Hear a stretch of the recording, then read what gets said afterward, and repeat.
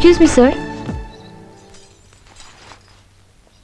Personal সেক্রেটারির সাথে 1 লাখ টাকার জড়োয়া set দেখলে লোকে ভাববে আমাদের মধ্যে নিশ্চয়ই কোনো সম্পর্ক আছে। নেই বুঝি? থাকলে আপনি বলুন। থাক থাক, আমিই বলছি।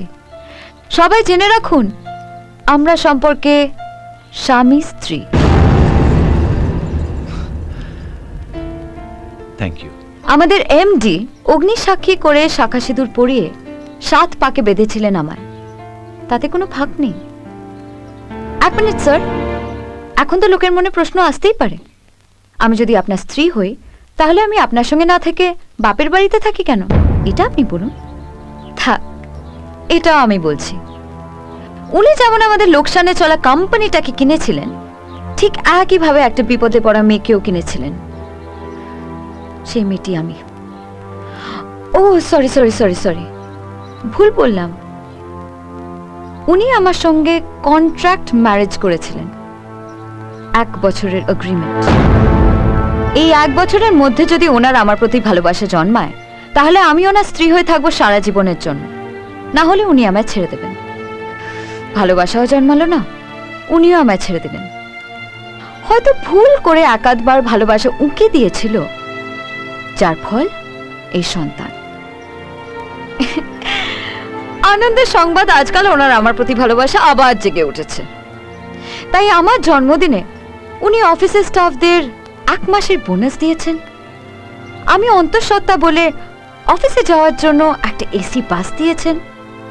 আর আজ এসে 1 লাখ টাকার উপহার দিয়েছেন। পল্লবী, রাহুল যাই করুক তোমার ছেলে করেছে, তোমাকে ভালোবেসে করেছে। মাফ করবেন, আমি আপনার ছেলেকে ভালোবাসি না। তাহলে নিমন্ত্রণ করে ডেকে এনেছিলি কেন? সবার সামনে এদের অপমান করার জন্য? না, আমার পেটের বাচ্চার জন্য। আমার শাখা সিঁদুর দেখে কেউ জিজ্ঞেস করবেন আমার স্বামীকে, কিন্তু কাল আমার বাচ্চাকে তো জিজ্ঞেস করতেই পারে তোর বাবাকে। যাতে সবাইকার সত্যিটা জানা থাকে, এই জন্যই আপনাদের ডেকেছি। আপনারা এসেছেন, আমি কৃতজ্ঞ। এবার যেতে পারেন। পল্লবী, যাকে তুমি পৃথিবীতে নিয়ে আসছো সে রাহুলেরও সন্তান। যা কিছু হয়েছে ভুলে যাও, চলো বাড়ি ফিরে চল। সরি স্যার, এগ্রিমেন্টে কিন্তু কোথাও লেখা ছিল না এই 1 বছরের মধ্যে আমার গর্ভে সন্তান এলে তার দায়িত্ব কার। এটা আমার দাম দিয়ে কেনা ভালোবাসার রসিদ।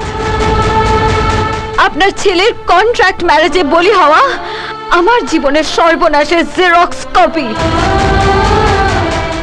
এই বাচ্চার উপর শুধু আমার অধিকার আছে, আপনাদের কারোর কোনো অধিকার নেই।